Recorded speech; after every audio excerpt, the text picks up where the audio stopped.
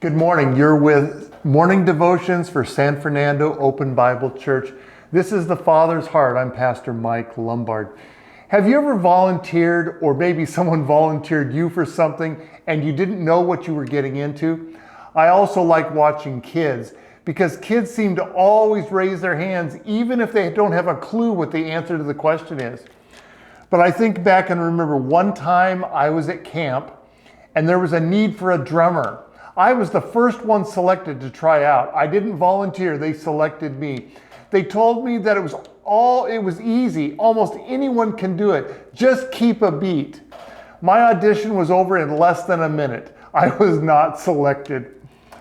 In Luke 10, starting at verse 1, it says this: "After these things, the Lord appointed 70 others also, and sent them 2 by 2 before his face into every city and place where he himself was about to go."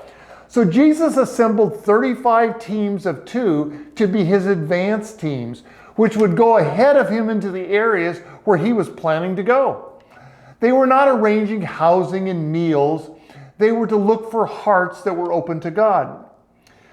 These 70 that were chosen were in addition to his 12 disciples, because he began selecting the 12 in chapter 5, and then in chapter 9, Jesus sent the 12 out on an evangelistic mission. So here we are now in chapter 10 of Luke, and he selects 70 more to be sent out. The people that followed Jesus and the ones he chose were everyday people. Most of us would not have chosen the 12 disciples. Even at the end of his ministry, at the end of Jesus' ministry, they all abandoned him. We would look for the most gifted, the most anointed, the ones with the most personality and leadership skills, but Jesus chose everyday people like you and me.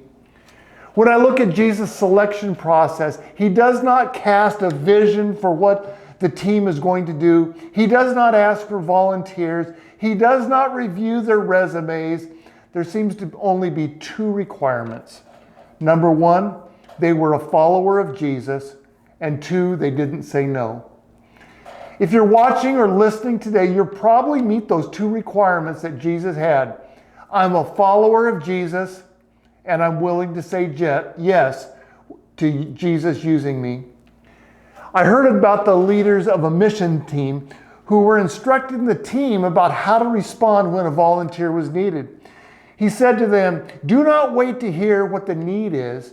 When you hear me say, 'I need somebody,' simply raise your hand and say, 'I am somebody.'" Jesus selects the people, and then he tells them what he wants them to do. None of them had previous experience or training. This was going to be on-the-job training. However, Jesus never selects people to fail. He selects people willing to be his representatives wherever they go. He simply wants to minister through you. I want to always say yes, but I see my weaknesses and my own insecurities. I also see other people who are more talented and gifted. Maybe you're like that. I don't want to be like Moses. He was the most gifted person around. He was highly educated and with leadership training, but he didn't use it for almost 40 years. When God selected him, Moses tried every way he could think of to say no. Think about that, saying no to God. I don't want to be like that.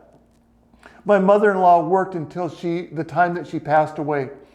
She worked at a business that did oil changes for cars. She interacted with every customer. She had 2 jobs, and she did them both with excellence. She was the representative for the business with the customers, assuring that their needs were properly met. The owners commended her for her work. However, she also represented God. She encouraged customers and spoke words to build them up. There were some that she also prayed with. One day I watched her in action. The customers loved her. Everyone knew she had faith in God, but she did not drive people away. She drew them toward God.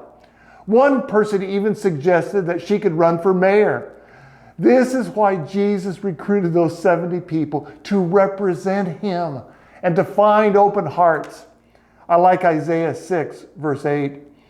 Instead of just selecting people to represent him, he asks a question: who shall I send? Who will go for us? Isaiah's response should be our response today. He said, "Here I am, send me." Listen, you're ready-made for God to use you today. You're following him, and I want you to say yes to him. I want to pray for you before we close. Father, take my friends who are watching today, and Lord, I pray that you will use them. You'll move them forward with your plans. You'll show them open doors. You'll show them people who have hearts that are open to you. And Lord, I pray we will be people today who say, "Here I am, send me." Amen. God bless. See you next time.